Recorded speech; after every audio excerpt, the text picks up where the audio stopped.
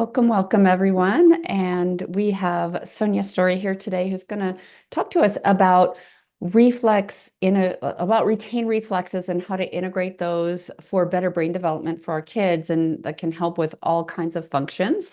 My name is Luminara Serdar, and I am the founder of Autism Transformed and am an autism transformation expert. I help through diet, nutrition, and gentle detoxification. So it's just a completely different approach than what Sonia is going to talk about today. Um, I'd like to say a little bit about her.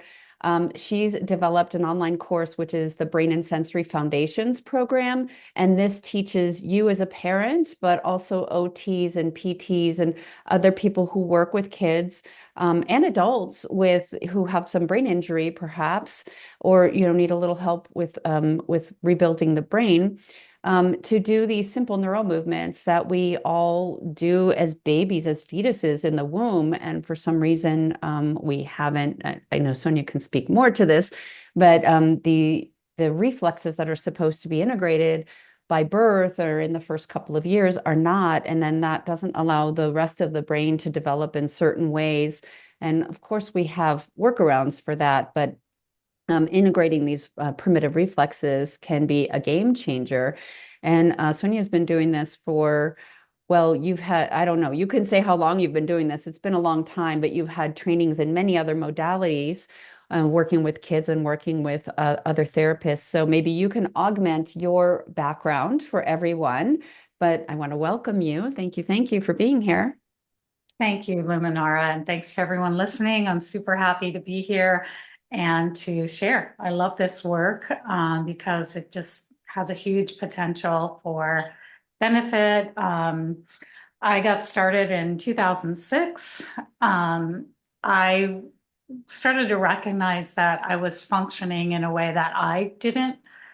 I thought there could be a lot of improvement, and I had already done so many things. I'd already done nutrition. I'd already done detox. I'd already done meditation and every kind of self-help thing that I could think of. But I was, I was really scattered, and I was a young mother trying to figure out how to. And at the time, I didn't realize what was going on with my kids was based on this sort of neurosensory motor system. But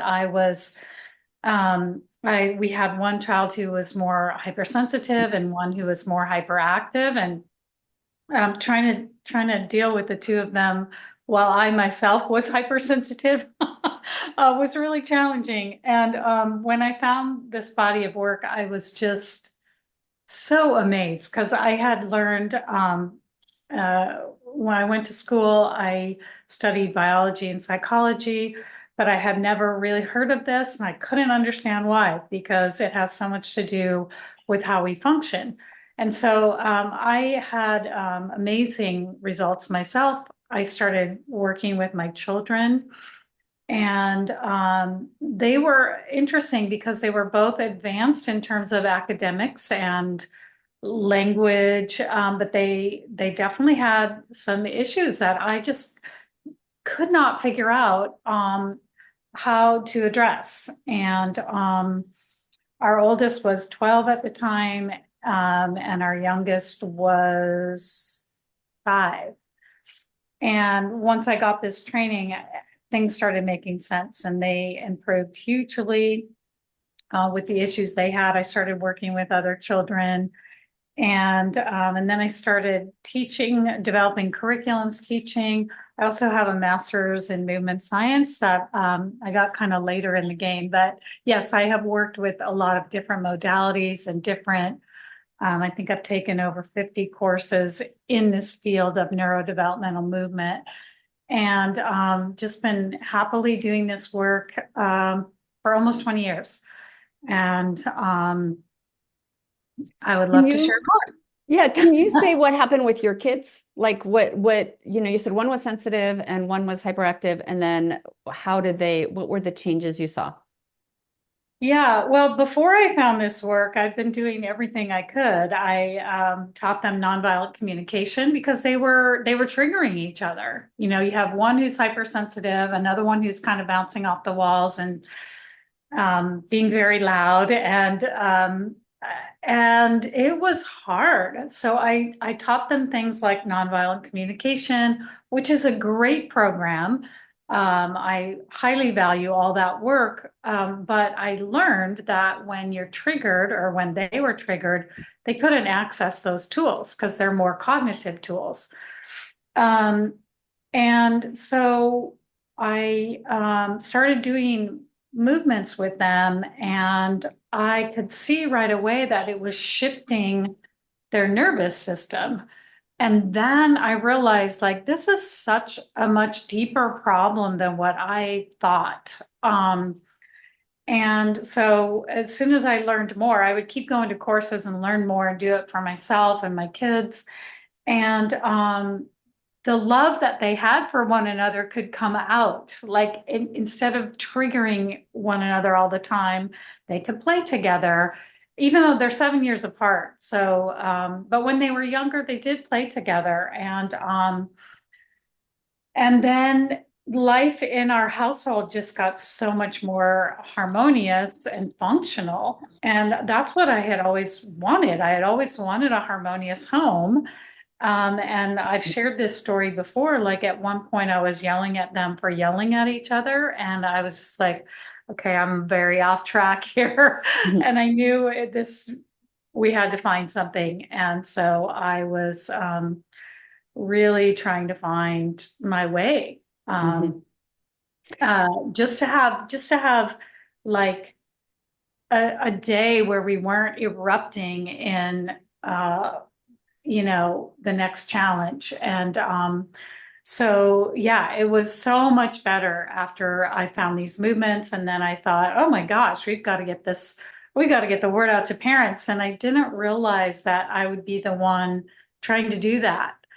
But then I just kept getting more and more trainings. I got certified to teach, and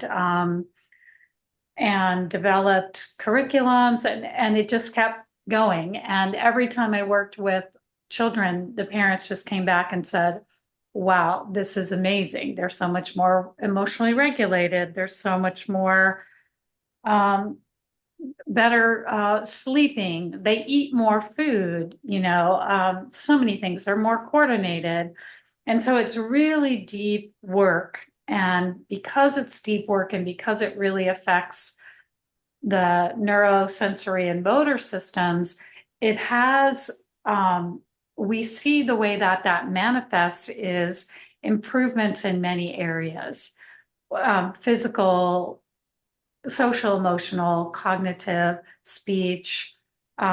It's great. And basically what the movements do is the brain already recognizes them.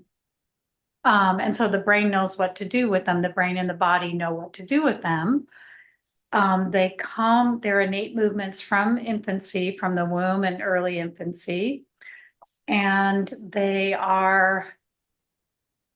it's like they're taken in by the brain and body as nourishment. And they truly are. Like, we need them. They're there for a reason. That's why they are the automatic movements of infancy. And the brain and the body develop as a result of receiving them. And so that's the whole concept of why they work so well. It's because as long as development is not hindered, it works really well. Well, I have a Um, question about that. I'm so curious. Like, if these are natural movements from infancy and in the womb, does this mean that our kids who have the retained reflexes didn't do those movements? Or the body, the nervous system didn't integrate them? Or like what's the yeah, let explanation? me let me show a quick visual on Okay. that, just because it does mean that oh wait, I guess I have to share my screen. Can I do that? Mm-hmm. Mm-hmm. Okay. All right. So here's kind of the idea. I guess I should put this in a different view here. Actually, is it okay if I leave it in this view? Would that Sure. be okay? Okay, the I think we reason can why see is it. because I'm not going to share all these slides, Mm-hmm. but I can send them to you. But um,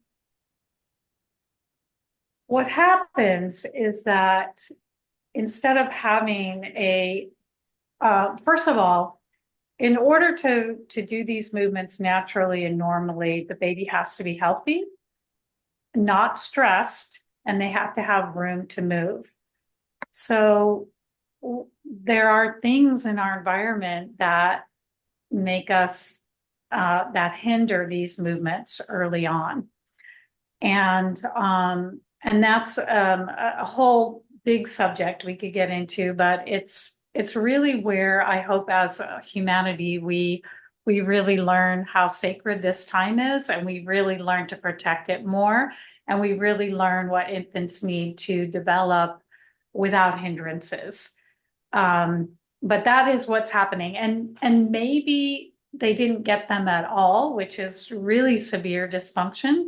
But maybe they got some of them, but at one point it stopped. So that's why I wanted to show this slide, because the way these movements, what's supposed to happen is that these movements will emerge naturally with development. And then they'll peak, like they'll be repeated over and over again. And then they start to go, and these are primitive reflexes. There are other movements like postural reflexes and different rhythmic movements that also have certain life cycles that may be overlapping with this, but with other reflexes, they actually stay because they help us with our voluntary movement. But these movements, the primitive ones, the most early movements that are very impactful for the brain and nervous system, and you described it really well, Luminara. You said if these remain and they don't go dormant, I think you said something like, if they don't get these, then it doesn't allow the brain to develop. And that's exactly right. The brain gets stuck in its development, and it's because they didn't go through this natural life cycle. And so it keeps the brain in an immature state, and the sensory system and the body. So is this, quick question, is this why some Sure. of our kids, like I work with the autism population, is this why some of our kids are so sensitive to sound and light and touch? And so, because their sensory system is so activated, it could be because these reflexes are retained. Yes, that's exactly right. Because not only does the brain not develop, the sensory system is also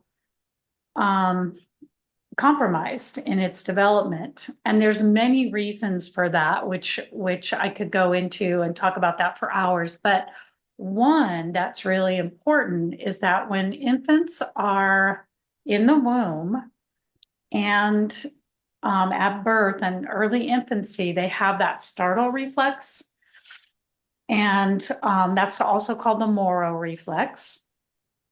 And it's when there's some kind of sensory input, like a loud noise, or, there's like someone might be holding them and trips, and then they would kind of do this kind of thing. Well, that's actually really good to have as an infant. All these movements are really important. They have many different functions during infancy. But the one that we're talking about, the Moro, that is really good because you need a way to alert the caregiver. You need to have this kind of alerting, alarming function in case there is some kind of danger. Can I just ask you real quick to Yeah. stop your screen share so we can see you? Because you're Oh, doing some movements and things. I'd love to see you. Is that sure. okay? Thank you. Yeah, stop share. Thank you. Yeah. So it's when a baby is startled by any kind of sensory input, they will do this. There's a flinging out of the arms, a little bit of a shake. The legs are involved too. And then there's coming in and clinging. So that's the Moro response or Moro reflex. Sometimes children will cry, sometimes their skin gets flushed, but it's a very common reflex that babies have in response to a sudden sensory input that they weren't expecting.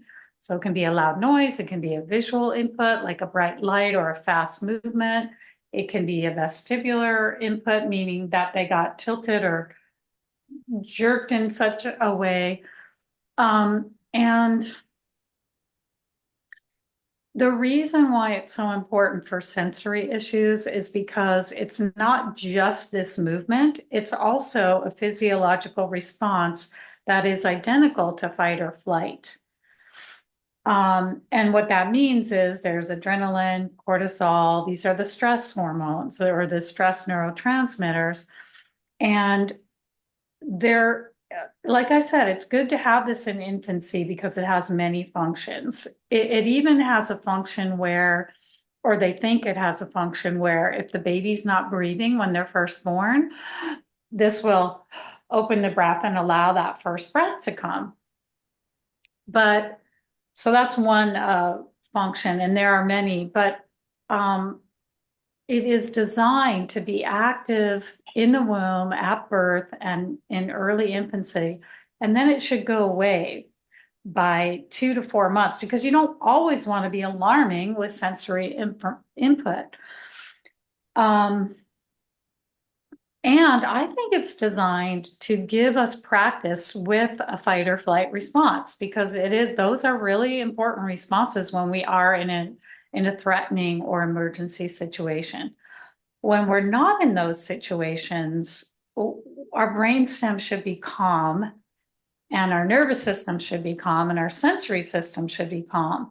But what happens is if this is stuck in the body and it hasn't gone through its life cycle, then not only do you have heightened sensory, because when you're actually in a threatening situation, the adrenaline and cortisol make you more sensitive. Like they widen your pupils and they make your vision look out on the periphery, and your heart rate goes faster and your breathing rate goes faster, and you start to sweat. And that is all in preparation for fighting or fleeing. And I love that we're talking about this because it's so important for sensory processing.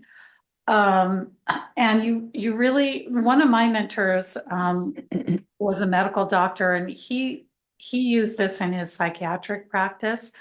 And he said that you cannot get full sensory integration until you deal with this moral reflex, because otherwise it's always going to be there, like in an active state. So, and there's so many reasons why the moral is so important for sensory issues, but it's also important for anxiety for obvious reasons because it's connected to fight or flight. So go ahead.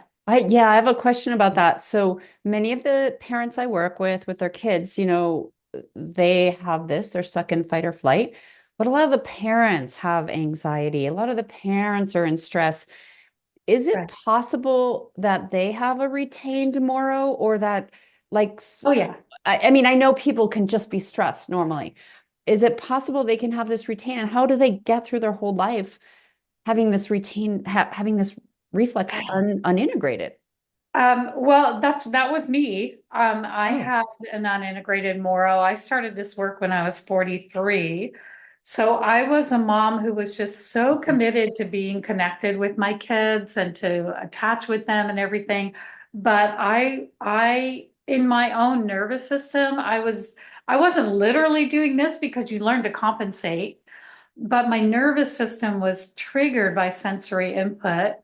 Um, and so, and they would get hurt or something like that. And I would say, it's okay. But inside I'd be like, ugh. So they learned mom's saying it's okay, but it's not okay. they're reading It's your energy. exactly, you know, so you can't really give children that sense of felt safety and calm until you can get it. And so it just was so clear to me after I learned this, like, how can they feel safe if I don't feel safe inside? And it just keeps the ball rolling so it's for the whole family. And not only that, but like, so my anxiety and stuff was because I never really got my development um, completed in infancy. And I had some trauma as a young child. But even if you haven't had trauma as a parent, as a young child, like I did, you have trauma because your kids have been going through this and you're exhausted and so your nervous and sensory system and it is always affected just because of what you see your kids going through.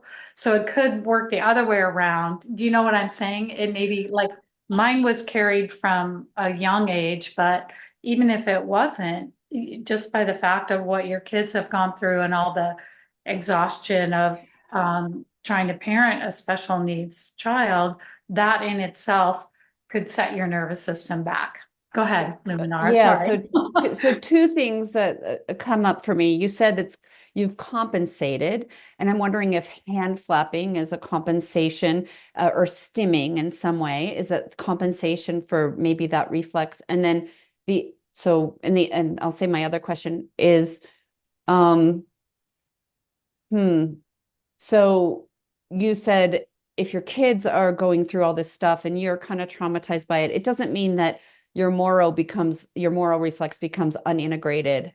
It If you can. oh, it can? It can, yes. Okay. Yeah, any kind of, so after the period of infancy, where you would naturally and normally be doing all these movements to mature the brain, the body, and the sensory systems. After that period, um, you might be, if you had a really good ideal childhood and lots of movement, then you might be well set up. But later, if you have an illness, injury, or exhaustion, you could um, go back. That's actually what happens with PTSD. If you've had trauma, your nervous system gets derailed and kind of goes back into this place of less maturity. And that's because we're designed to get those emergency systems going in a trauma. And it may not do it, it may not do that, but I'm saying it is possible. I It had is no very possible. idea. I never knew. No one's ever told me. They're like no child development thing. Like people just don't know about this. You should be teaching college courses on this in child Oh, development. definitely. I mean, seriously, because It's so if important. people, we're still trying to unpack PTSD and trauma. And if we know that there's these simple movements that we could get through trauma with, I mean, that's a piece of it, right? It's so important. Oh, it's huge. It's huge. And in fact, there are mental health therapists who are using this work and they get such good results. So that's one of Wow. my goals is to get the word out to mental health therapists because they're working with ones who have deep trauma or severe trauma. And they find that these tools are fantastic. And it's because they impact the nervous system. They're designed to do that. Human beings are designed to respond to these movements. And yeah, we have a new website and we have a free gift for mental health therapists where they can go and take a 1 hour free CEU course. And I teach it along with um, Christine Durfee. She's got a PhD she's been doing mental health for years. Her husband, she got into this. Someone had recommended it, so she got into it years ago. She said her husband, who was a Vietnam vet, she got him off his anxiety medication, his pain medication, his sleep medication. I mean, there were blood pressure. So she just used these movements. So she was like, okay, we're doing this for all the kids. And to go back to your earlier question, she has the whole family doing them. And that is really helpful. So that's the most joyful way to do it. It's just let's all just do it. Like we all brush our teeth. We all have, we all need to rest at night. Well, we all need to move. And so it's very joyful when the whole family can do it. That's so amazing. Would you, I know you have a course for parents to teach their kids, but would you also send me the link and I'll put it in I'll send an email with a replay of this so people can Yeah. rewatch it. But I'll put that link for the mental health. I have mental health counselor friends that I would love to share that with. Oh, If you yeah. could give me that link to that CEU course, and then also, why don't you at this point talk about your course that I think you have open enrollment until October 31st, and you only do 2 enrollments a year, right? Yes, exactly. And now's the time to join because we haven't had a price increase in years and years, and we do have to have one for the next round. It's going to increase. Sorry, Mhm. just all of our costs. But let me just give a little example of like what is possible with a Yes. combination of the primitive reflex integration and the rhythmic movements that are also a part of the course. So here's a 15-year-old. Oh, you're not sharing your screen. Oh, sorry. Mhm. That's a good point. How do I get back to you? Screen share. Okay. Thanks, Luminara. Good to have a team effort here. Okay. So maybe you can So make these bigger because yeah, yeah, thank you. yeah, hopefully that works. But you can see this girl, before she started her movements, she had poor coordination, so the motor piece, difficulty expressing herself, super challenging behaviors, punching and kicking, and significant meltdowns. And, this is a 15-year-old, so this is very challenging. Um, so significant improvement in her coordination, communicating better. Her therapist said she was shocked by the amount of words that she was using, and she started getting along with her sister and her sister's boyfriend. And one of the things that she would do is like she would have these meltdowns when she needed to go to choir practice. So it was one of those transition things. And, um, you know, obviously, and I think parents are so tuned in and they are very aware that their children is experiencing overwhelm, um, overstimulation, and real deep anxiety. And that's the reason why they're not able to transition easily. It's not because they're bad kids or they're trying to be defiant. Their nervous system is just really stressed. So that's one example. Here's another example where this was a mother who used these with her 4-year-old son. And at the beginning, he couldn't communicate, messy handwriting, wouldn't try to draw, would scratch or hit if other children were doing or not doing what he wanted. Poor attention, motion sickness easily. Um, he would sleep deeply, but then if he woke in the night, he couldn't go back to sleep. Um, and he wasn't able to learn very easily. So then he was able to, and I think there was I think with this child also, it's not on here, but I think he had very poor eye contact, which kind of makes sense because you really need that to learn. But anyway, he became talkative. He could start to do handwriting and drawing. There was much less frustration, so the behaviors were better. He could focus, his motion sickness got better, and his sleep got much better, and you could see he was learning a lot better. So I like to share these because these are what's possible. Um, Here's an 8-year-old. I don't remember the amount of time that he was doing this, but I can look at it. I can send you the links to these. Anyway, about the course. So, also part of what we learn are rhythmic movements, which are also like primitive reflexes in the fact that they're designed to be used a lot in infancy and then go away, except for walking. Walking is the one that stays, and obviously running. Those are ideally should be rhythmic without any compensations in the body. But yeah, these kids, they're school children, and they got 5 minutes a day, 4 days a week, and they showed that with the rhythmic movements, it decreased the retention of the reflexes and increased their reading scores. So we know it's helping with these things. And we see it all the time. I've read like over 1,800 case studies now from our students. So that's been a real joy to see it just working over and over in all these different ways.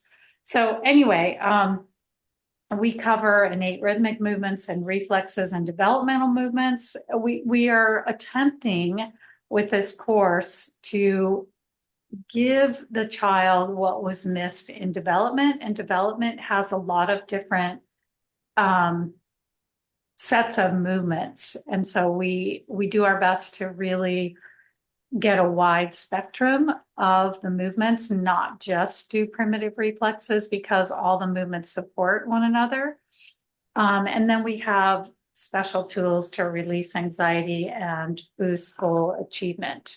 So yeah, that's And thank you so much. And we'll include a link to join in our in the replay email. Can I see your beautiful face? oh yes, yes. Oh yeah. Um, I That's funny. it begs so many questions, and one is, can adults with ADHD and ADD, because a lot of our parents, have their own anxiety, ADHD, and that kind of thing. Can this help the parents also by doing these? Yeah. Yeah, it's so good for the parents to do them. And even like we have professionals take the course too, and they all say, wow, I didn't realize I was taking this for the kids. I didn't realize it could help me so much. And yes, it can. And it can also help with pain issues, which is fascinating. And Yeah, one how of the does that work? It's because what happens when our reflexes are not integrated, it leaves our muscle system weaker. When our muscles are weaker, they tense up to compensate. And so many people have said, wow, I don't have to go to the chiropractor as much anymore. And the other reason why it helps with pain is because we know that when you have a fight or flight that's active, or anxiety or sensory issues, and you have that heightened like nervous system response, it's much harder to be free of pain because it's like you're how do I explain this? It's like you're in that state of I like keep releasing chemicals. the sympathetic nervous Yeah. Hmm. system.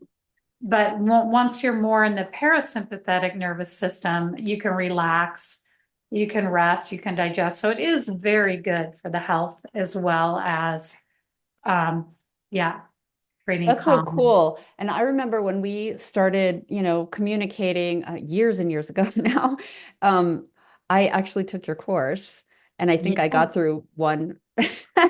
I got through one and then I just got really busy and I didn't do the rest. And I think I want to do that for kind of maybe a low level anxiety that I have. And I do go to the chiropractor regularly and maybe that can help with my pain. So I'm like re-inspired Oh, I'm so now to glad. actually do it. Yeah. Yeah. They're so nourishing. They're such good movements. They're calming, they're nourishing, they're stimulating the brain.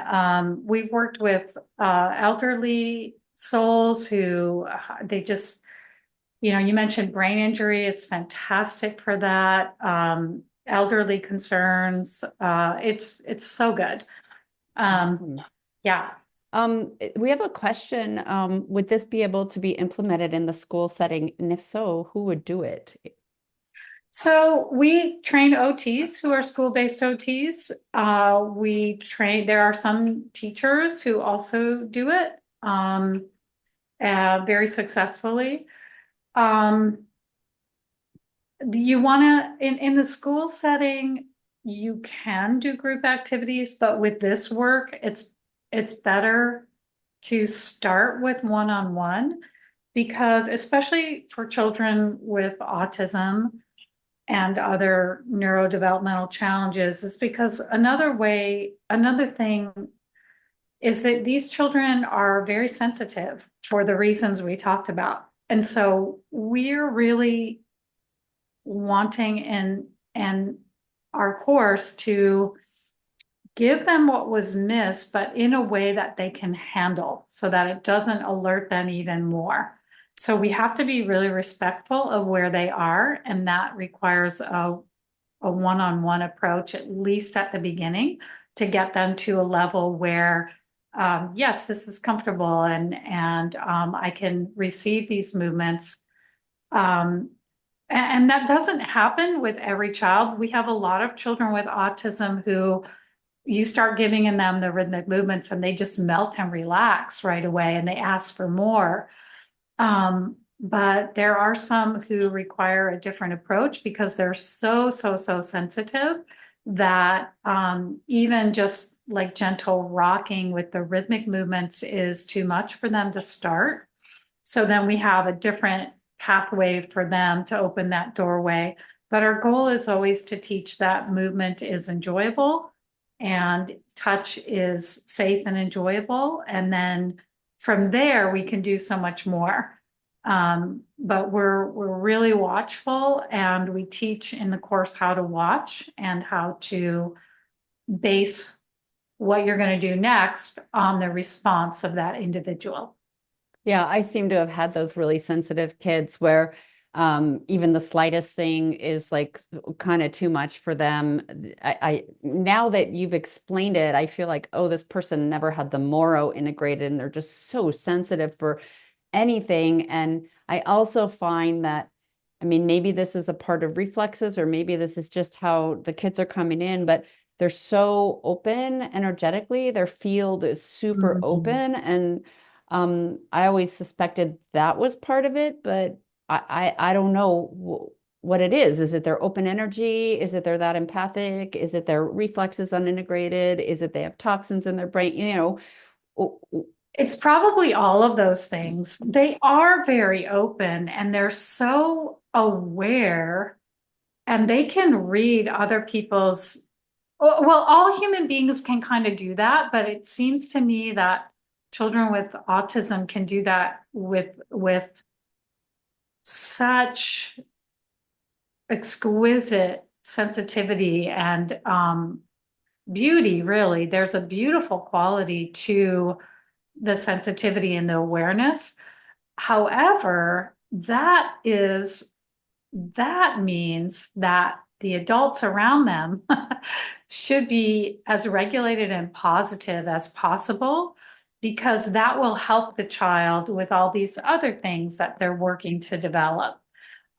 So that is another reason. And actually, we have a flow chart of how to carry someone through this process of like, okay, if you're doing these movements and you see this response, move forward. But if you see this response, go back and do this.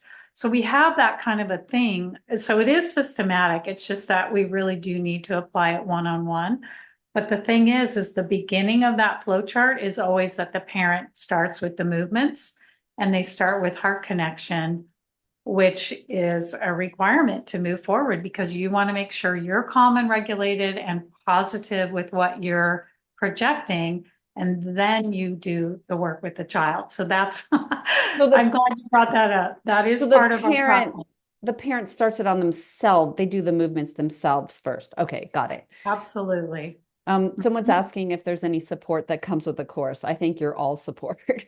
Oh, we're so big on Yeah. support. So we have um, phone support, email support, and also we do live Q&As. So you can phone a question in and then we answer on the Q&A.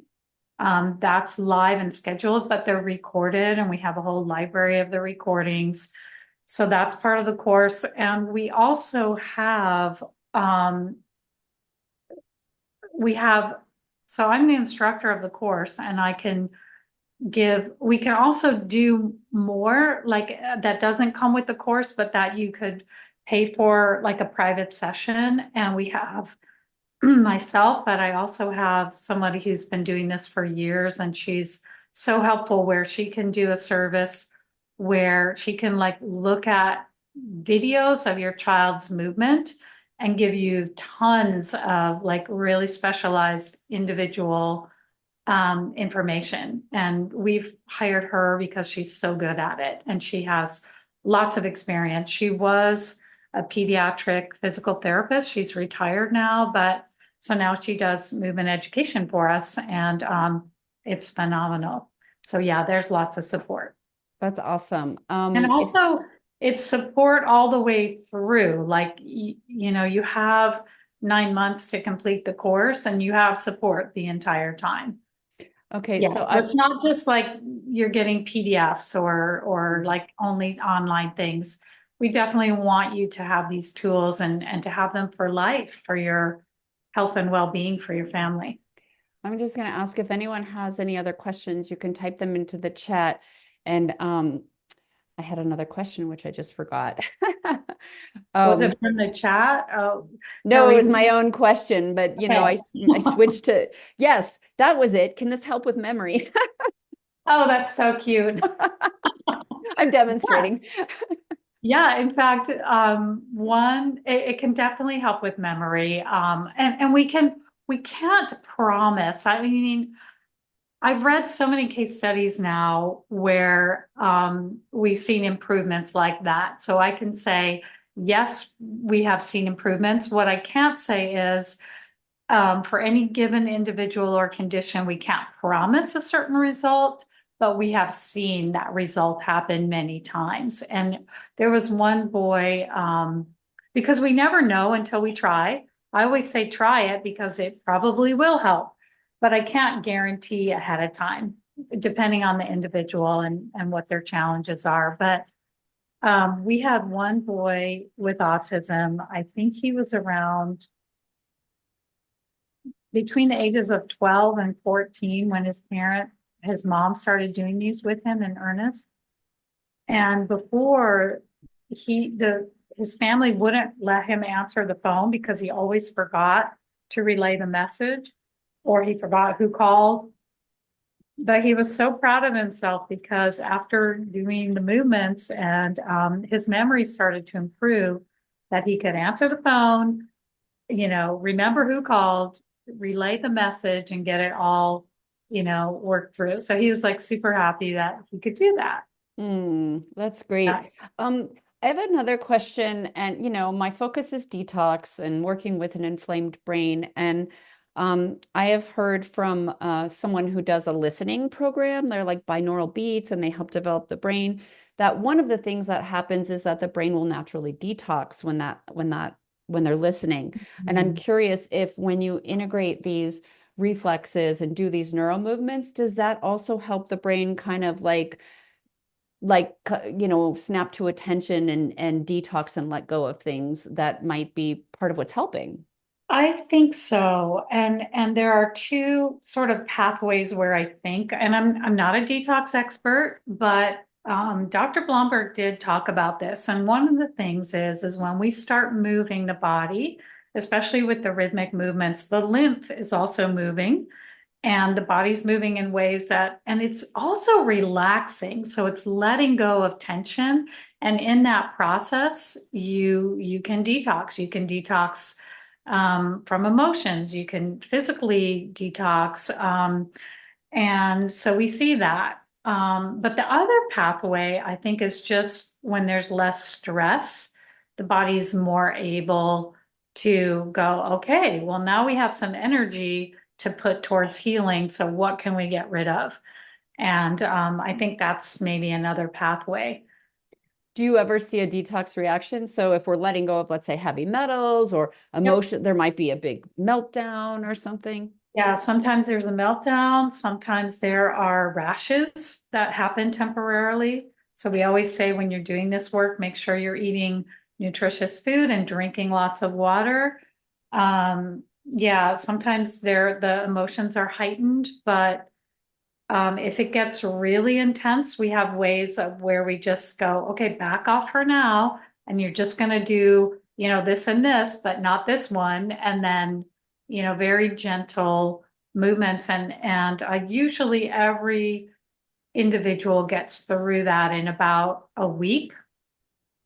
Sometimes it's 2 weeks, at the very most, it's three, Mhm. but we always say, you know, let us help you through that because we can help, you know, get through that. But then once you are through that, like there are huge bursts in development. Well, And Sonia, that, yeah, sorry. Go I ahead. would add one more thing, and that is to use binders. And binders are like the sponges that catch the Yes, toxins. And so if you want any yes. help with that, for your program, we can talk offline. I have some really amazing binders that people can use. And I mean, of Yeah. course, it depends on what we're detoxing, but there's some general good binders, and that Yeah. helps mitigate that detox reaction. I love your work on binders, Mhm. Luminara. I think it's so good and so important. And yeah, that's why like teamwork is so good because that is not my specialty, although I do know how very, very important it is. So Mhm. I will definitely be referring to you. Mhm. Yeah. Thank you. Well, I think it's well, we have access to the PowerPoint presentation. Would you be willing to make a PDF out of that, and then Yeah, we sure. can post that somewhere in a Dropbox or something, and then we can give you guys that as well. Yeah, I think what I'll do is I will make a PDF and I'll put it in a link because that way Okay. you'll be able to access it Okay. because yeah, I'll put it in a link. Great. Then I won't have to do that if you just put Yeah. it in your link. Okay, perfect.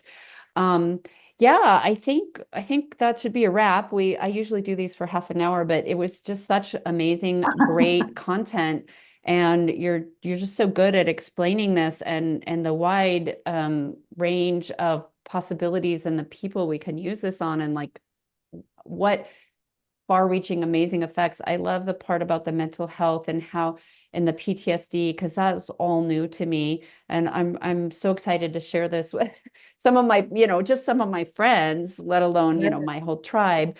So Yeah. yeah, thank you so much for developing this and all the work you do and coming on and sharing with us about it. Oh, thanks, Luminara. I so appreciate this kind of a format because it's not well known yet. We're working on that, but also it does require some explanation, which requires some time. Like if you just say yoga, most people know what that is, but if you say reflex integration, sometimes, well, more and more parents are hearing about it. So I'm happy about that. But yeah, I do appreciate this kind of format where we can talk and share. Yeah, everyone's saying thank you in the chat. So Thank you. Thank you so much. yeah, thank you, and many blessings to everyone. And we'll have an email out as soon as possible. And if you could send me that stuff, I'll get it out. Okay, thank you. Absolutely. All right. Thank you so much. Okay, Greetings. Thanks everyone for bye. being here.